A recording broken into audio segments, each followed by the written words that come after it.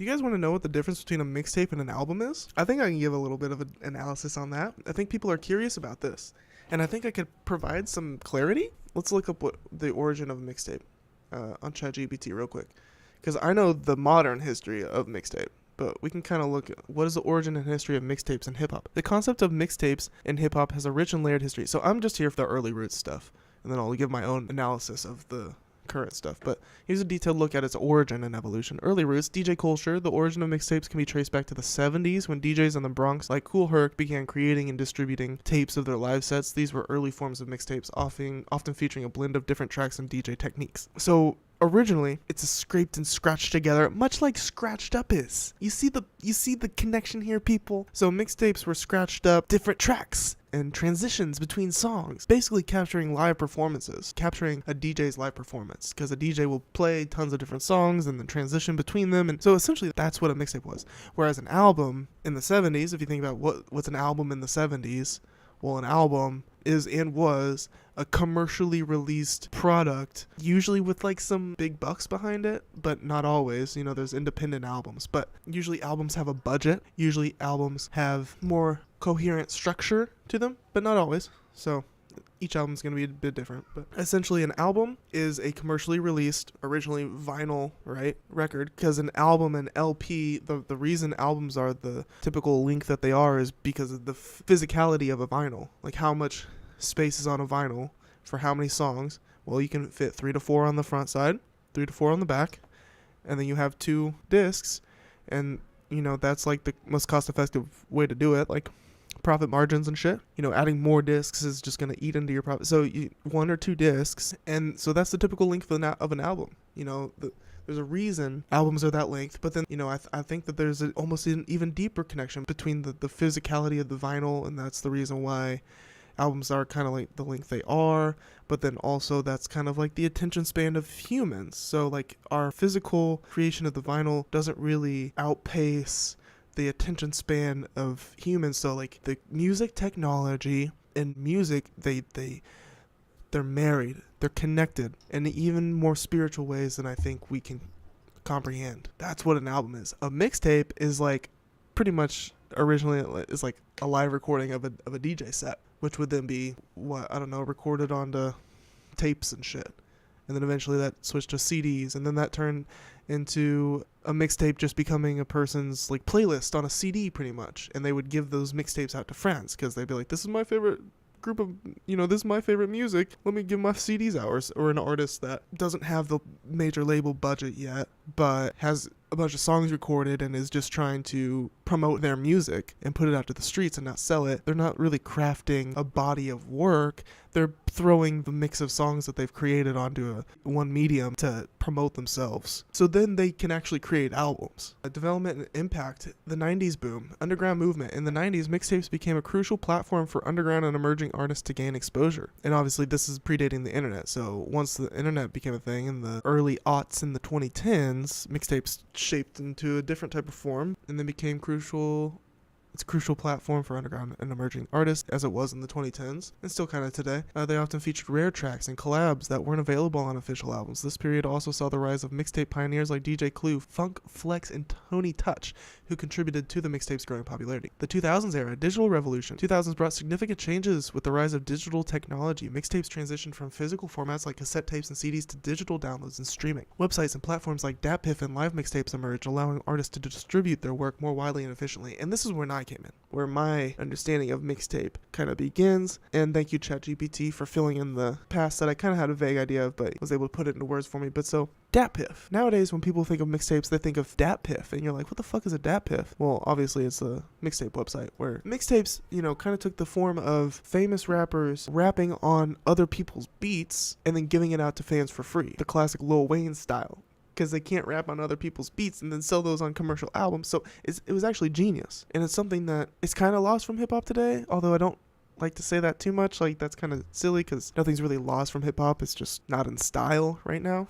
You know what I mean? But the legality, the copyright makes it difficult too, obviously. But so when people were doing this back in the day, Lil Wayne was hopping on everybody's beats, and really in hindsight, like, so genius, dude, so genius. Everybody would do it. Drake would do it. Wiz Khalifa would do it. Mac Miller would do it. Kendrick Lamar would do it. It was the greatest. You know, what a time to be alive. It was. Everybody rapping on everybody else's beats. Lupe Fiasco would do it all the time. Lupe still kind of does it. So those were mixtapes because you couldn't sell those on your commercial album. Still can't. And so before Apple and Spotify and Tidal and all the streaming services and Amazon and YouTube, once they locked up all of the copyright systems online, that kind of style of mixtape, it went away a bit. You know, there was also SoundCloud. People were, you know, doing things on SoundCloud, but other forms of hip hop were coming to rise, and people were less interested in hearing rappers rap on other rappers' beats. They were more interested in hearing, like, the newest crooner or silly goofy goober. You know, people's tastes change for the best, I think. You know, hip hop is in a more loose and psychedelic and moody.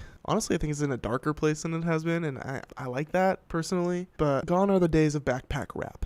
Okay, Dat Piff live mixtapes. Those are the days of backpack rap, which was a period, and I'm sure it'll come back in style a little bit, and it's in a new form or fashion. But backpack rap eventually gave way to SoundCloud rap, which was then its own form of mixtapes. The thing with SoundCloud is it's not as packaged and downloadable as a place like Dat Piff. Dat Piff was basically like a second iTunes page, but this one was free. You're racking up fucking entire mixtapes for free. SoundCloud, you're kind of doing like individual songs, and so really, like, SoundCloud kind of was the death of Dat Piff. Even though Dat Piff, they held out for a while up until like last year. They kind of held out longer than SoundCloud did. I mean, not technically, but culturally. But still, Dat Piff did see its death. Mixtapes became a major tool for artists to build their careers and test new material. Artists like Lil Wayne, 50 Cent, and Drake used mixtapes to gain mainstream success and establish their brand. Lil Wayne's dedication to No Ceiling series and Drake's So Far Gone are notable examples of how mixtapes can elevate an artist's career. And these are the ones. This is like, all of these are just like basically all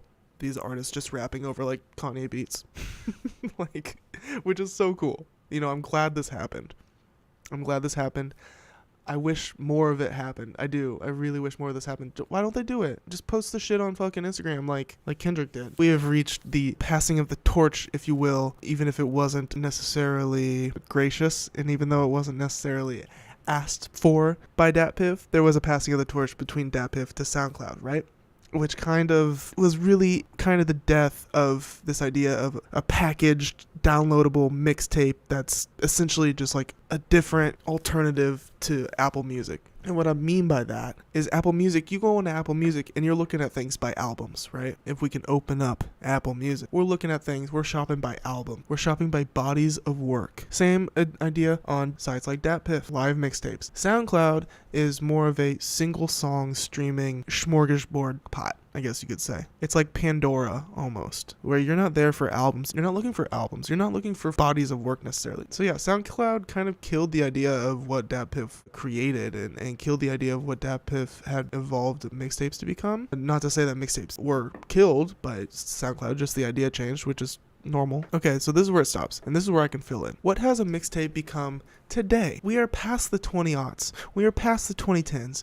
We are past the late 2010s. We are in a whole new era. We are in the 2020s. What is hip-hop today in the 2020s? How is hip-hop today defined in the 2020s? What is a mixtape in 2024? Well, I'll tell you what. A mixtape in 2024 is not much different than an album. The way we consume it is nearly identical to albums. Damn near mixtapes and albums have pretty much, in some cases, conformed into just becoming an album. It's commercially available just like an album is, right? It is the same price as an album would be. Regardless of how much money went into it, most people are just consuming on streaming, and all of the payouts on streaming are equal for now. So what does that mean? Is there any essential difference between a mixtape and an album then? I say yes. Does it matter to distinguish between a mixtape and an album? I say yes, because prolific artists are often creating multiple things at once, and often they get sorted into main projects and side projects, right? I think this allows artists more room to make money off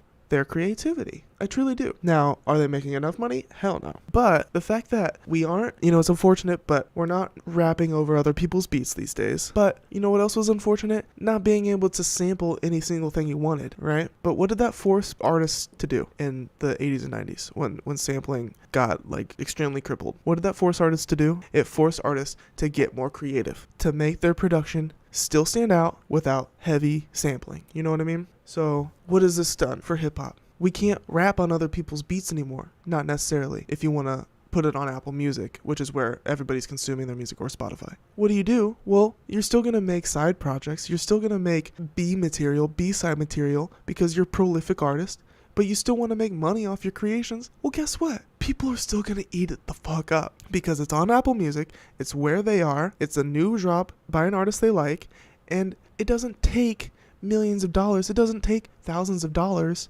to create album art, to hire artists, to get a project out there on your own without the use of commercial resources, which is also important. And artists need to drop commercial albums, and they should drop commercial albums because that's where they can show what, they can do with big money and really make a name for themselves. But I think it's also important that artists continue to drop their side projects, their mixtapes. That's what a mixtape is today. Thank you.